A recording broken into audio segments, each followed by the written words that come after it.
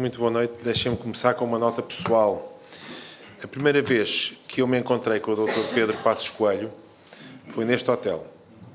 E eu apostaria que tinha sido nesta mesma sala. Só que foi... Só que... Não sabia que era a primeira vez, mas foi a primeira vez.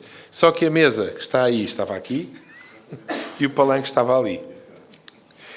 E foi completamente fortuito o encontro. Eu tinha sido convidado para debater educação e com membros importantes da política. Mas está bem, eu lá estarei. Quando cheguei estava o Dr. Pedro Passos Coelho aqui e falámos, éramos 3 pessoas que falámos, salvo erro, o Dr. Vasco Rato, o Dr. Pedro Passos Coelho e eu, julgo eu, que fomos quem falou. E estamos a falar de princípios de 2011, ou talvez 2010 ainda. E foi muito curioso para mim, foi encontrar uma sintonia de ideias tão grande entre o Dr. Pedro Passos Coelho e eu próprio, as minhas ideias. E de volta e meia ainda falo sobre ele, sobre questões de educação e digo, olha, eu agora estava a pensar a fazer isto assim, sabe? E ele pensa um bocadinho e diz, mas isso foi o que eu escrevi num livro em 2008.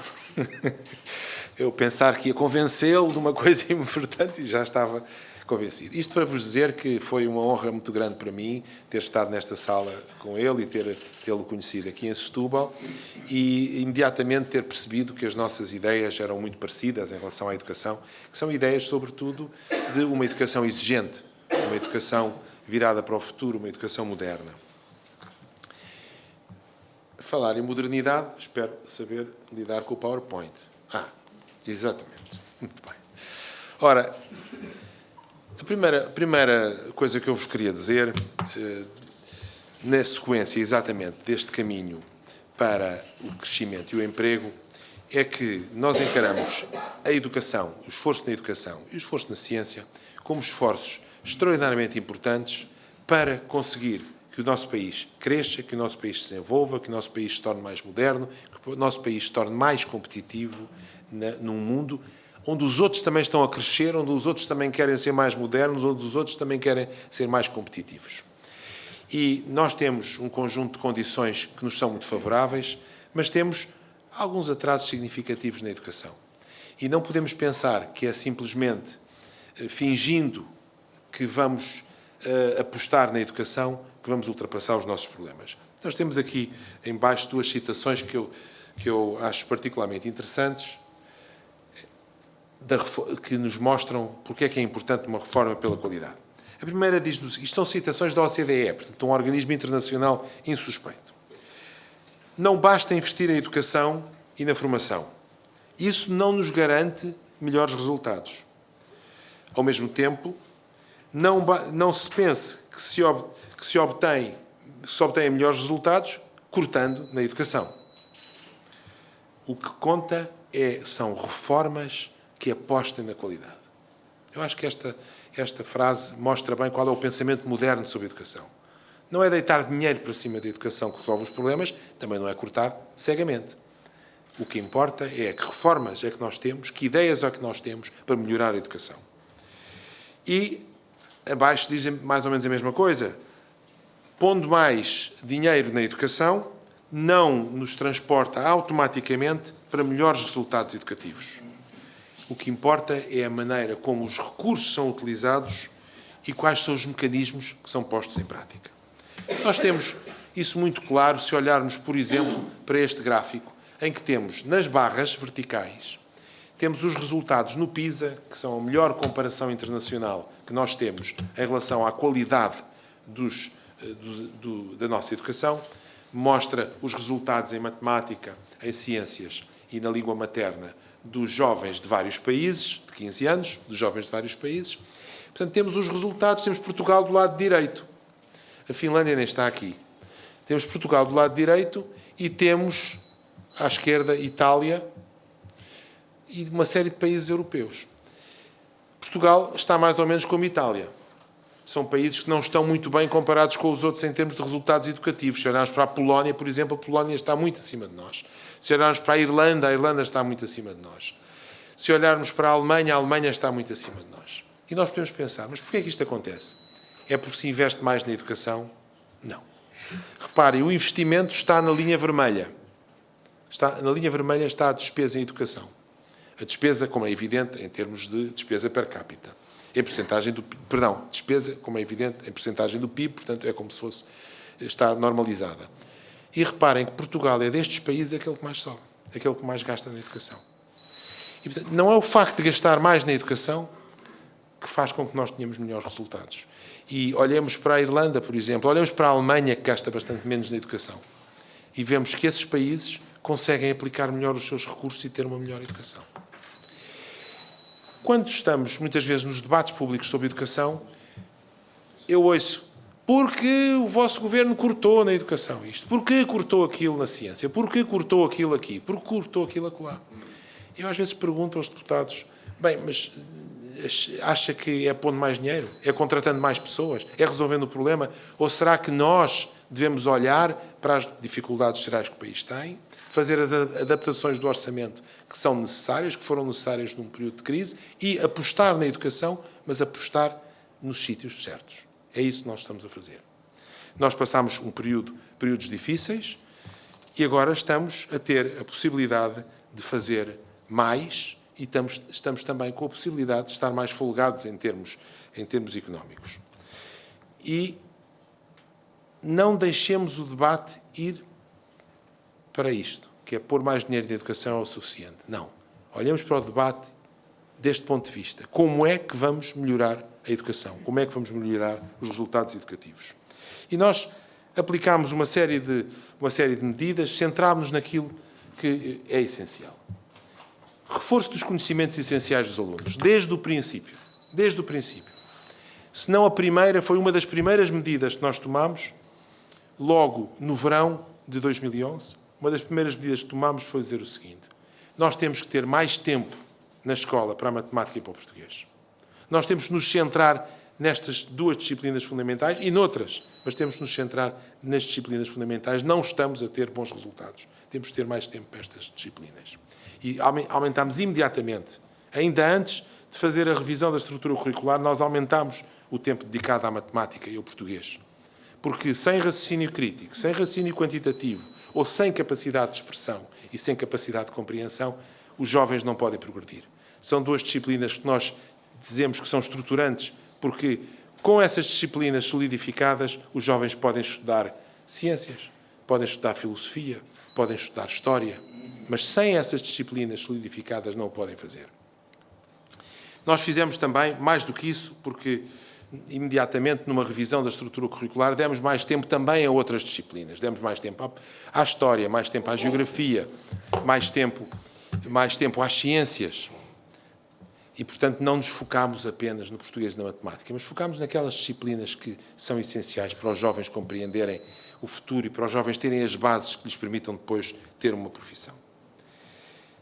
Centrámos também no inglês. O inglês não era disciplina obrigatória no nosso país antes de nós chegarmos ao governo. O inglês não era obrigatório em nenhum ano de escolaridade. Em nenhum ano de escolaridade. E os nossos jovens podiam ter inglês facultativo nas chamadas AECs, Atividades de Enriquecimento Curricular, no primeiro ciclo, e depois podiam não ter inglês no segundo ciclo e ter no terceiro. Ou podiam ter no terceiro e apenas no terceiro. Ou podiam ter, alguns com mais sorte, algumas atividades de enriquecimento curricular, inglês no segundo ciclo e inglês no terceiro ciclo. Mas era completamente aleatório, dependia da escola onde o jovem estava. Claro que a maioria dos jovens e a maioria das escolas e a maioria dos pais percebiam que o inglês é fundamental e, portanto, orientavam os seus filhos para terem algum inglês e, portanto, a maioria dos jovens, dos que hoje têm 15, 16, 20 anos, passaram por inglês, mas alguns não passaram. E, portanto, a primeira medida que nós tomámos em relação a isto, imediatamente, foi tornar o inglês obrigatório ao longo de 5 anos. Ao longo de 5 anos, que é a base para conseguir entrar nesta vida moderna. Sabem com certeza que há uma série de áreas em que, se não se sabe inglês, é como não saber falar. Porque nós temos áreas técnicas, no turismo, que são áreas em que é absolutamente obrigatório saber falar inglês. E o inglês é uma disciplina que já não é a língua dos ingleses, ou a língua dos americanos, ou a língua dos australianos, ou a língua dos neozelandeses. O inglês é a língua universal. É a primeira vez na nossa história que nós temos, na história da humanidade, que existe uma língua universal. Pode dizer, o latim. O latim era falado aqui no Mediterrâneo, falado aqui no Mediterrâneo. O grego era falado ali numa partezinha do Mediterrâneo, um bocadinho mais para o Oriente. Não, uma língua que é falada na Ásia, é falada na Europa, que quando um alemão chega a um hotel no Japão, fala, como é que é? O alemão vai falar, não sabe japonês, vai falar inglês. Vai falar inglês. É a língua dos negócios. Um homem de negócios da Birmânia, quando se encontra com um homem de negócios de Taiwan, fala inglês. E os nossos jovens, se querem ler um livro técnico, onde é que têm acesso mais fácil ao livro técnico? No inglês. Os nossos jovens querem conhecer outros países, querem fazer um estágio noutro país. O que é obrigatório falar? Em inglês. Portanto, não ter inglês obrigatório ao longo de 5 anos e ter apenas uns arremessos de inglês e estar contente com isso era um erro grave do nosso sistema de ensino, uma lacuna grave. Mais tempo para o inglês, 5 anos de inglês consecutivos. Não é 2 anos aqui, talvez 3 anos acolá. 5 anos consecutivos. E agora transformamos estes 5 anos consecutivos em 7 anos consecutivos. Os nossos jovens, a partir do próximo ano letivo, vão começar a aprender inglês no 3º ano de escolaridade. Portanto, com 7, 8 anos vão começar a aprender inglês. E depois vão continuar a aprender inglês ao longo de 7 anos. Meu Deus! Ao fim de 7 anos de inglês, eles estarão muitíssimo mais bem preparados do que estão os jovens que apenas tiveram 2 anos aqui e 3 anos acolá. Isso vai ser decisivo para o nosso país. Vai ser decisivo para a nossa internacionalização, não é só para os nossos cientistas, é para os nossos operários, para os nossos chefes de oficina, para os nossos técnicos, que vão poder contactar com técnicos de outros países e vão poder fazer os seus estágios, vender os seus produtos pelo mundo inteiro. Bem, então estamos aqui a falar de coisas que custam muito dinheiro? Não. Custam algum dinheiro, mas são fundamentais. Custam algum dinheiro, mas é muito? Não. É o que é regular no ensino, é ter professores a ensinar inglês. É o que é normal no ensino, é haver professores de geografia, de matemática, de português, de história. Isso é o que é normal no ensino. Mas isso e a concentração nesses objetivos essenciais está agora a ser conseguida. Claro que houve grandes progressos no ensino ao longo dos últimos 20, 30, 40 anos. Claro que houve. 50 anos, 60 anos. Claro que houve progressos no nosso ensino. Mas há aqui algo novo. Esse algo novo é uma maior exigência, uma maior concentração nas matérias fundamentais, uma modernidade no nosso ensino.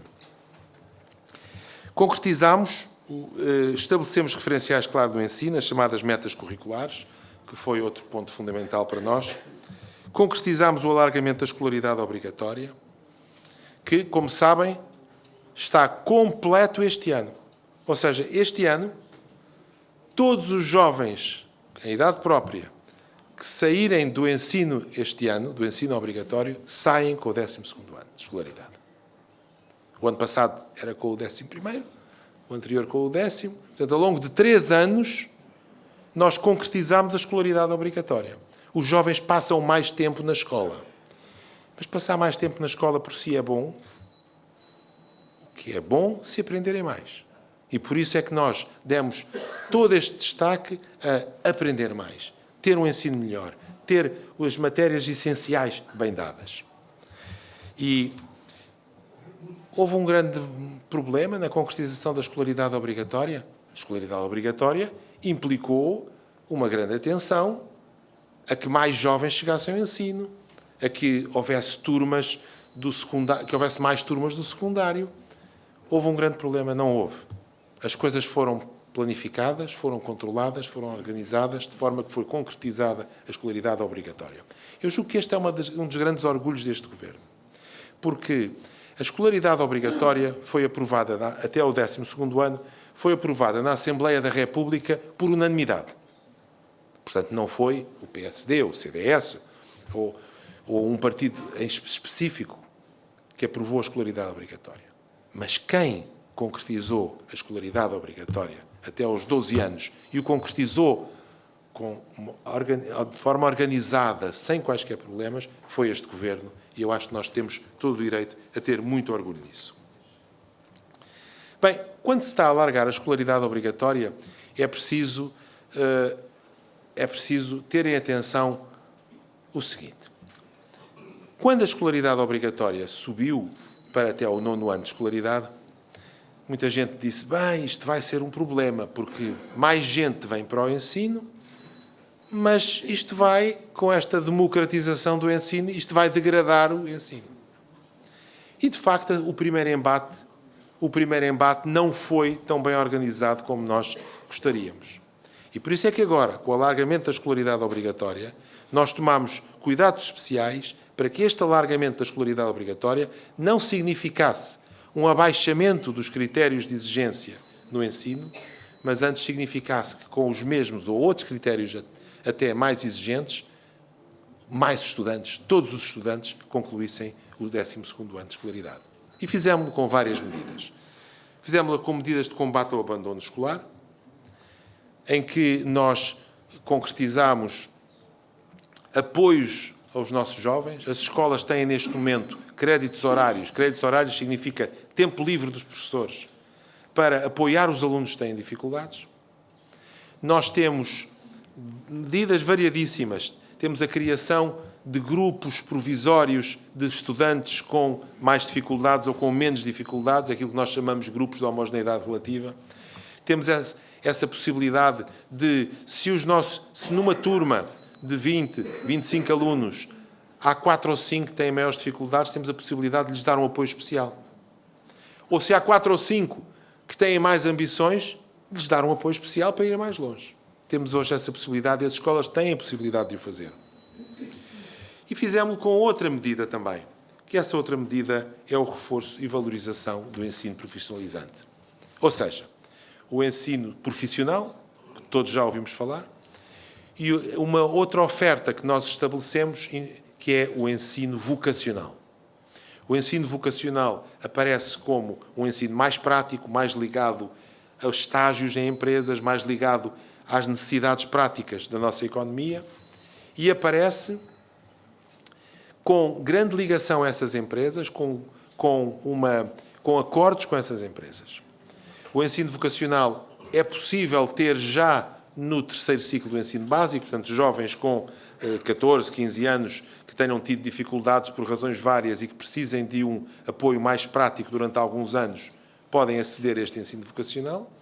E depois, no secundário, podem continuar este ensino vocacional, ou podem seguir o ensino profissional normal, ou podem seguir o ensino científico ou humanístico, aquele que dá diretamente, ou aquele que está mais construído para dar acesso ao ensino superior. O que é importante é que nós tenhamos estas ofertas diferentes. E que se um jovem quer acabar o ensino obrigatório com um diploma para uma profissão na mão, esse jovem possa obter esse diploma. Se um jovem quiser acabar o ensino obrigatório, o 12º ano, com um diploma de fotógrafo, de técnico de som, de marceneiro, de técnico de cozinha, que esse jovem possa acabar o ensino obrigatório com esse diploma nas mãos, com um diploma que lhes dá imediatamente um emprego. E que o jovem, que tendo acabado o curso tendo acabado a escolaridade obrigatória dessa maneira, depois queira infletir caminho e dizer, não, afinal eu quero entrar na universidade, ou quero entrar num politécnico, que o possa também fazer. E, inversamente, que um jovem que tenha acabado o ensino dito normal, portanto, o ensino científico ou humanístico, e a certa altura resolve enveredar por uma profissão técnica, também o possa fazer, e nós temos aí ofertas novas. Temos uma oferta nova que eu acho que é das grandes medidas deste Governo, que são os cursos técnicos superiores profissionais. Esta oferta nova é uma oferta que é oferecida, uma oferta oferecida pelos politécnicos, em acordo com empresas que lhes dão estágios, e que dá a possibilidade aos jovens de estudarem 2 anos pós-secundários, estudarem 2 anos e com esses 2 anos ficarem com um curso, diploma técnico superior. Ou seja, o nosso jovem pode sair do ensino secundário com um diploma de mecatrónica, técnico de mecatrónica, técnico de automóveis, técnico de mecânica de automóveis e pode, fazendo mais 2 anos, sair com o diploma de chefe de oficina de automóveis, por exemplo. Ou pode fazer o curso universitário se quiser e se ficar engenheiro mecânico. Portanto, são ofertas diferentes. Nós não estamos a obrigar que os jovens vão para aqui ou vão para acolá. Estamos a dar-lhes estas ofertas. Porque nós sabemos que há muitos jovens que querem ter imediatamente uma profissão quando acabem o ensino obrigatório. E outros querem estudar apenas um bocadinho mais. Não gostam de estudar certas matérias, não têm predisposição para isso. Podem vir a ter mais tarde, mas não têm predisposição. Então o que é que fazemos? Vamos ali deixar que as coisas andem para a frente, para trás, para a frente, para trás, ou vamos oferecer-lhes a possibilidade, rapidamente, em 2 anos, de ter um curso técnico superior? Portanto, esta medida dos cursos técnicos superiores profissionais, eu considero uma das grandes medidas deste Governo. Neste momento estão em funcionamento alguns desses cursos já nos politécnicos, mais entrarão em funcionamento no próximo ano. Já temos 400 pedidos de registro de cursos desse por parte dos politécnicos. É muito significativo. E esperemos que daqui a alguns anos isto seja algo normal, como é normal em muitos países europeus. Em muitos países europeus, os jovens têm estes cursos, ciclos curtos, 2 anos, à sua disposição para terem um diploma de técnico superior. Em Portugal faltava isso, é isso que estamos a construir. Este ano entraram algumas centenas de jovens, para o ano entrarão alguns milhares de jovens por ano, e nós, daqui a alguns anos, certamente teremos um grupo grande de jovens formados com esses. É um técnico superior médio, é algo que é extraordinariamente importante no nosso país. Sabem de certeza que os investidores estrangeiros, muitas vezes, que vêm a Portugal, muitas vezes dizem: vocês têm ótimos operários, vocês têm ótimos engenheiros, mas falta-vos o técnico médio, vocês não têm técnicos médios. E é esta lacuna que estes cursos pretendem prefazer. Bem, cada tema destes dava para estarmos a falar várias horas, portanto eu vou ser um bocadinho mais rápido e vou passar reforço da avaliação externa, outra medida fundamental, aquilo que se diz que haja exames, que se saiba, que as pessoas saibam, que as pessoas mostrem aquilo que valem, é algo que é absolutamente indispensável para sabermos em que estado de facto estamos e para introduzir outras metas de exigência. Se uma pessoa sabe que vai passar o ensino obrigatório todo, como acontecia antes do ministro David Justino ter introduzido exames no 9º ano, se a pessoa sabe que vai passar o ensino todo obrigatório, os 9 anos, não tem um único exame, vai fazendo uma pressãozinha sobre o professor também, coitado do rapaz, para da rapariga e tal. Quer dizer, não há ninguém que goste que os alunos não passem. Mas nós temos que ter barreiras de exigência para saltar essas barreiras e para todos nos tornarmos melhores. E é isso que a avaliação é. A avaliação não é nada contra as pessoas. A avaliação é algo a favor das pessoas, a favor dos nossos jovens, para tornar os nossos jovens mais ambiciosos, mais realistas consigo próprios, saberem em que ponto estão. E o que nós queremos é que todos passem. Sempre dissemos assim: queremos que todos passem, mas que passem sabendo. E é exatamente isso. Ora, maior autonomia das escolas, maior descentralização. Sabem que nós tomámos uma série de medidas para a autonomia das escolas, nomeadamente a autonomia curricular, que é algo muito importante. Porque a nossa perspectiva tem sido: nós queremos objetivos claros, metas curriculares, e mensuráveis, e queremos avaliá-los. A maneira como se chega lá. Que a escola, que o professor desenvolva da maneira que achar melhor. Nós não queremos controlar a maneira como as coisas são feitas. Nós queremos controlar onde se chega. E queremos colocar metas ambiciosas de onde se chega. E por isso é que as escolas têm neste momento autonomia numa série de aspectos que não tinham e que hoje até nos faz impressão como é que não tinham. Por exemplo, dos primeiros pedidos que eu tive quando cheguei ao Ministério foi de uma escola que queria fazer a hora de almoço 15 minutos mais tarde. Eu fiquei um bocadinho... mas o que é que eu tenho a ver com isto? A minha reação foi, mas o que é que eu tenho a ver com isto? Eles querem fazer 15 minutos mais tarde, façam 15 minutos mais tarde. E dizia-me um técnico que lá estava, um senhor muito simpático, que já não está lá no Ministério, dizia-me, o senhor Ministro não pode fazer isso, pois a outra também quer. E dizia, mas que eu quero lá saber que a outra quer ou não quer, mas o que é que eu tenho que andar eu a controlar as horas de almoço das escolas? Depois os pais protestam. Então, olha, protestem, vou falar com a direção da escola, chegam a um acordo, eles que façam, eles que resolvam o assunto. Nós transformámos os horários, demos maior liberdade de horários. Não sei se sabem que neste momento, no ensino básico e secundário, já não se diz que o português são 7 horas por semana. Diz que o português são um mínimo de tantas horas por semana. E a escola quer dar mais português porque acha que os seus alunos precisam de mais português, que dê mais português. E a matemática é o mínimo de tantas horas. O que é preciso é que, no total, chegue a este mínimo. A escola quer mais, dê mais. Mas a escola que organiza os seus tempos, até o tempo letivo das escolas não era livre. Todas as escolas tinham que ter tempos múltiplos de 45 minutos. Porquê 45 minutos? Porque não 50 minutos, como era antigamente, ou 60 minutos, o que quiserem.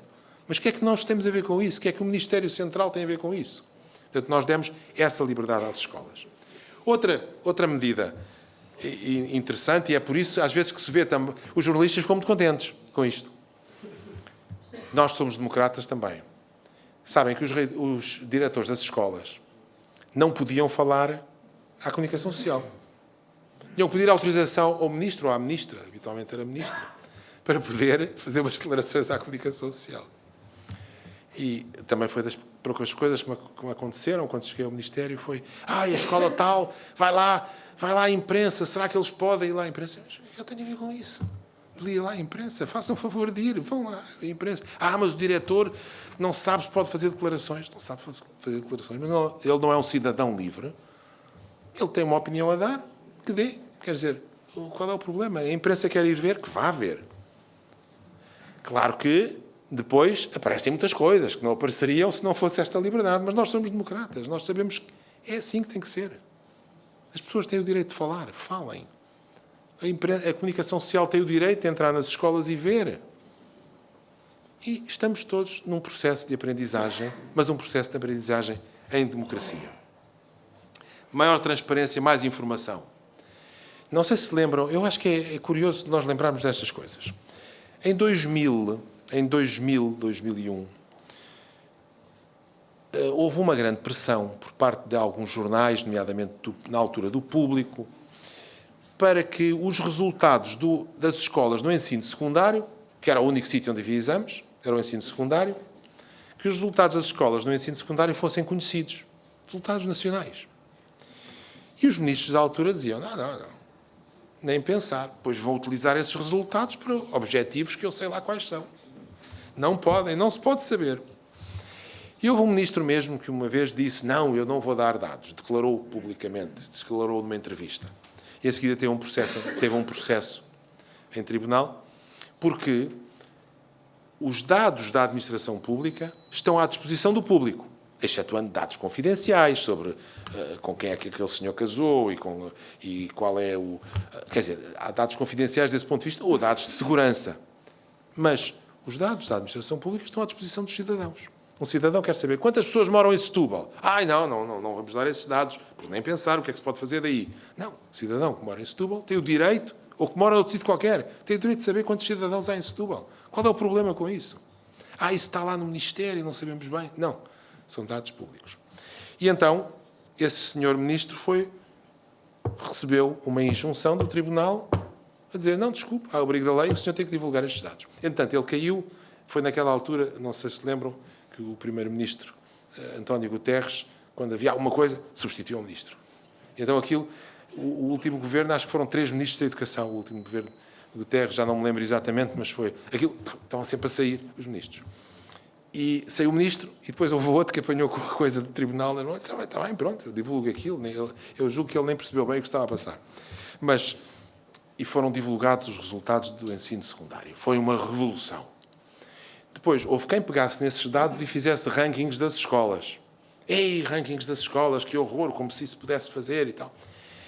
Quer dizer, o que está em causa não é rankings ou não rankings. Quem quer fazer rankings, faça rankings. Quem não quer fazer rankings, não faça. O que está em causa é nós sabermos como é que as escolas se comportam. Nós sabermos, aqui em Setúbal temos, não sei quantas escolas secundárias existem exatamente na cidade de Setúbal, julgo 3, não é? Mais. Quantas há neste momento? 4, 5 escolas secundárias. Nós temos o direito, nós, pais, alunos, de saber quais são os resultados desta escola, quais são os resultados daquela. E nós também conhecemos, ou vocês conhecem que vivem aqui, ou os que vivem aqui, as condições locais para saberem interpretar isso. Porque o facto de uma escola ter resultados nos exames que não são tão bons como outra, não quer dizer que essa escola seja melhor que a outra. Quem vive no local pode perguntar, mas como é que é? Qual é que é a população? Como é que essa escola faz? Essa escola, como é que ela faz progredir os seus alunos, que isso é que importa. Agora, sem dados, não se sabe, não se pode atuar. Ora, isto foi 2001, os tempos que já passaram. Hoje, se o Ministério dissesse eu não dou resultados dos exames, nem pensem nisso. Bem, quer dizer, caiu ao Carmo e a Trindade e muito bem. Porque a democracia, as pessoas habituam-se à democracia, é bom. É bom que as pessoas se habituem à democracia. Ora, nós temos feito grandes progressos nesse ponto de vista. Primeiro, há mais dados agora do que havia, porque agora temos mais avaliação. Nós temos exames de português e de matemática no 9º ano, no 12º, claro. Temos as chamadas provas finais no ensino básico, no 4º ano, no 6º ano, no 9º ano, de português e matemática. Temos o teste de inglês, que agora introduzimos, que é outro progresso fantástico, que é o teste feito pelo Cambridge, que permite aos jovens que o quiserem terem um certificado válido internacionalmente, e que permite aos jovens, com aquilo que têm, compararem-se internacionalmente e dizerem, eu tive tanto, mas como é que é? Como é que é a média na Suécia? Ou como é que é a média na Alemanha? Ou como é que é a média na Tailândia? E o jovem pode comparar-se internacionalmente. E nós não só temos mais dados, como temos fornecido mais dados à comunicação social, ao público. Criámos recentemente dois portais da internet, um chamado Infoscolas, outro chamado Infocursos, que são dois portais que nos dão os dados distrito a distrito, escola a escola, resultado a resultado. A escola tem subido ou tem baixado? Qual é o alinhamento dos dados da classificação interna com a classificação externa? Quantos alunos tem a escola? Quais são as disciplinas onde a escola tem melhores resultados? Tudo, para as pessoas verem, para as pessoas compararem. Porquê? Porque se as pessoas olharem para esses dados, tiverem os dados nas mãos e os compararem, as pessoas podem intervir e podem melhorar a escola. Aumento da competitividade internacional do ensino superior e da ciência, vou falar um pouco mais à frente sobre isso, e sobre outros aspectos também. Bem, eu vou ter que saltar, eu estou ainda no segundo slide. Quanto tempo é que já passou? 15 minutos. Bem, então tenho 5 minutos para os outros slides. Isto é que é uma desigualdade. Pá. Nós que somos a favor das igualdades, pá, agora estamos aqui. Vamos continuar. Portanto, eu vou saltar este gráfico. O outro gráfico a seguir do inglês obrigatório já falei. E agora, isto é o pesadelo dos meus assessores. É que eles fazem uns gráficos muito bonitos e uns slides muito bem organizados e eu desorganizo esta coisa toda. Bem, mas é útil, muito útil. Estes slides são muito úteis. Combate ao abandono escolar, que eu falei de início. Vocês acreditam que ninguém sabe isto e que é dos dados que nós devemos estar mais orgulhosos? Nos últimos anos, 2010 para 2013, em 3 anos, o abandono escolar desceu de 28,7% para 18,9%. Ou seja, nós estávamos cerca dos 30% e estamos neste momento abaixo dos 20%. Estávamos nos 30%, descemos para 20%.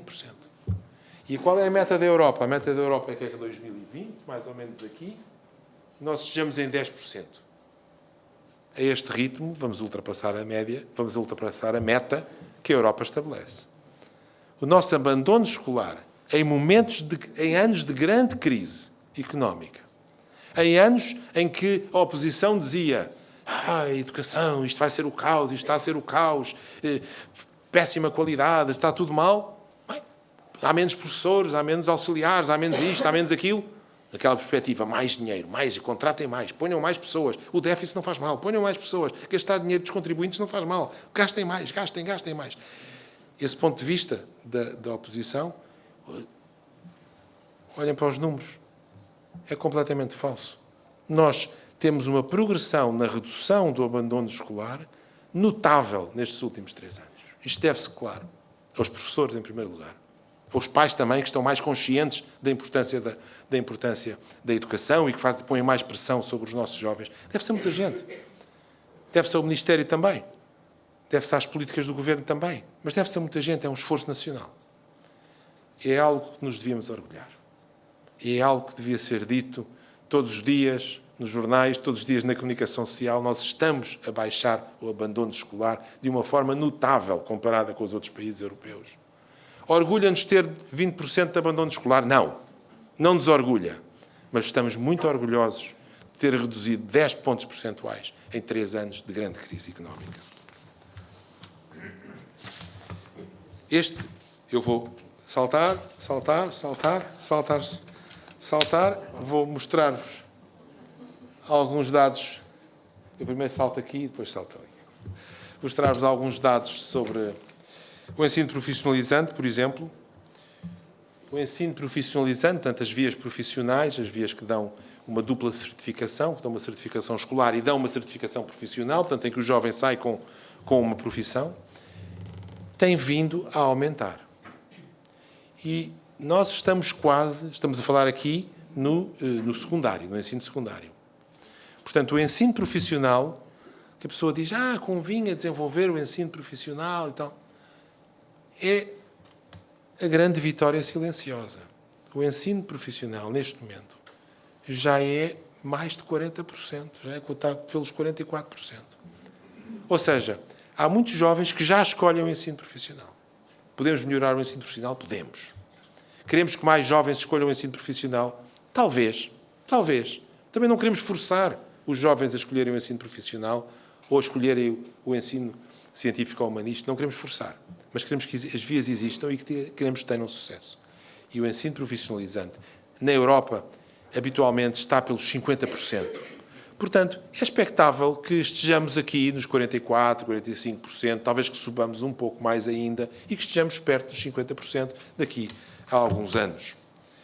É também muito importante, e é muito importante porque nós estamos a olhar para o ensino profissional não apenas como um ensino de prática simulada, mas como um ensino em que existe uma grande relação com as empresas e uma grande relação com os politécnicos.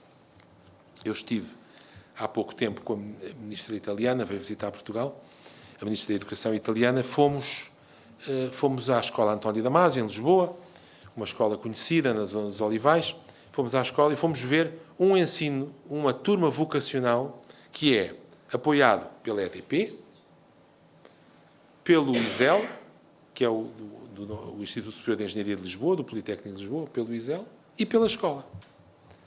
A EDP tem lá um engenheiro que explica como é que funcionam as ligações elétricas e tal. O ISEL tem lá um professor de eletricidade que vai verificar como é que a coisa é.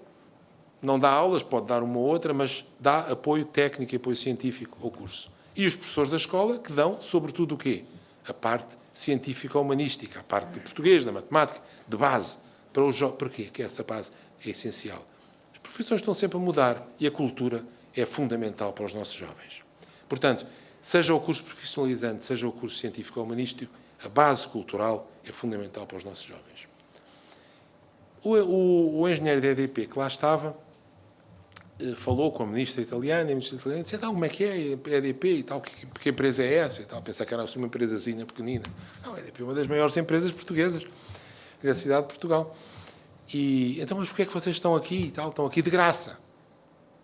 Não, nós estamos aqui de graça porque são altruístas. Bem, também somos, ninguém gosta de dizer que não é altruísta, mas nós sabemos que daqui a 5 anos, 10 anos, se não houver eletricistas formados pelo nosso país, nós vamos ter que os importar.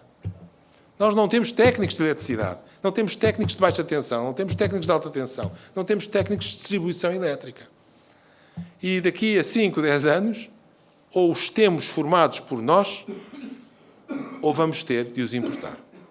Esta era a perspectiva muito realista da EDP, e é por isso que a EDP está lá. Qual era a perspectiva do ISEL, do Instituto Superior de Engenharia? Bem, também gostamos de ajudar os jovens, claro, com certeza. Mas nós vamos precisar de técnicos de eletricidade, técnicos superiores de eletricidade. E sabemos que muitos jovens não querem ir para ser engenheiros, propriamente. Querem ser técnicos superiores, querem ser chefes de oficina, querem ser capazes de fazer a manutenção. E então queremos ter a oportunidade de estar aqui junto com esta escola, que por acaso é ao lado do ISEL. Quem conhece Lisboa sabe, o ISEL é ali em Chelas, a escola é nos Olivais, ali ao lado. Está ao lado, eles estão ali porque estão a pensar o seguinte: muitos destes jovens que aqui estão, depois vão entrar imediatamente na EDP ou noutra empresa, mas muitos deles vão ingressar no meu instituto, no ISEL. Não é meu, mas deles, não é? No instituto do ISEL. E eu vou ter mais alunos. E ter mais alunos é bom, sobretudo no momento em que a natalidade está a diminuir e os jovens estão a diminuir também. Quanto tempo é que eu estou a falar? Já não estou a controlar. Meia hora. Bem, eu vou ter que ser mesmo muito rápido. Mas agora só me falta 3 minutos. 3 minutos. Muito bem. Então vamos em 3 minutos. Eu vou-vos dizer a questão seguinte. Acho que esta questão seguinte tem sido tão discutida, a qualidade da docência, que eu não vou falar muito sobre ela. Qualidade da docência significa o seguinte: daqui a 5, 10, 15 anos, a larga massa dos professores que estão no sistema, bons professores, são estes professores que têm aguentado o sistema, que têm feito o país crescer. A grande massa destes professores vai-se reformar. Vai-se reformar. Então vão entrar professores no sistema. Não é agora nesta legislatura, nem na próxima. Alguns estão a entrar, mas vão entrar muitos professores no sistema. E nós queremos que esses professores do sistema vão ser à pressa, formados à pressa. Ou queremos que esses professores comecem já a ser treinados, a ter uma formação inicial de grande qualidade, feita de forma muito rigorosa? Nós queremos a segunda hipótese. Nós queremos que esses professores, queremos que daqui a 5, 10, 15 anos, haja professores muito bem formados, professores muito bem preparados para as nossas escolas, muito exigentes com os nossos alunos, que saibam falar bem português, que saibam ler português, que saibam escrever sem erros, que tenham um raciocínio lógico, que sejam cultos, que sejam dedicados, que tenham capacidade de comunicação com os seus alunos. E estamos a trabalhar para isso. Várias medidas. Esta medida da prova para professores é uma das medidas, mas é uma medida que vai moralizar tudo isto, que vai mostrar, bem, de facto, nós vamos ter que ser mais exigentes na formação inicial. Na formação inicial estamos a ser mais exigentes porque estamos nas escolas de formação de professores, tanto nos politécnicos como nas universidades, a introduzir mais matéria da docência, mais matéria daquilo que eles vão ensinar no futuro, e também no acesso aos cursos de formação de professores estamos a ser exigentes. Pensemos o seguinte: nós somos tão exigentes com os nossos médicos. Somos ou não somos? Nós queremos que os nossos médicos estudem durante vários anos. Não queremos que entrem médicos em medicina sem terem estudado biologia, física, matemática. Não queremos, pois não? Os nossos médicos, quando entram, queremos que tenham estudado isso. E depois queremos que se façam vários exames. E no fim disso tudo, queremos que façam um exame. E depois disso tudo, vão para a especialidade e vão fazer outro exame. É isso que nós queremos. Nós chegamos a um hospital, aparece um médico, vamos imaginar só o seguinte: temos capacidade de escolha. Este médico foi para a medicina, imaginemos que isto é possível. Estou aqui a contar uma história de fadas. De fadas ou de bruxas, mais de bruxas. Imaginemos que este médico foi para a medicina, mas por acaso não passou matemática, nem biologia, não percebe bem isso de biologia, matemática, nem física, nem química, ele não percebe bem isso. Não passou, não foi submetido a exames nenhuns, acabou o curso e ninguém lhe fez exame, e agora está aqui um médico. É isso que vocês querem? Ninguém quer isso. Então, e um professor não é tão importante como um médico? Um professor não é tão importante como um médico. Porquê é que um professor não há de ser visto pela nossa sociedade como um profissional sobre o qual devemos ser tão exigentes e devemos valorizar tanto como um médico? Ou se calhar mais, não sei. Nós temos que valorizar muito os nossos professores. E eu diria que esta é a grande batalha deste momento e a grande batalha que vai ter um impacto decisivo no futuro do nosso país. Falei-vos um pouco daquilo que estamos a fazer na educação. Faltam muitos slides, mas já não faltam minutos e, portanto, eu tenho que acabar.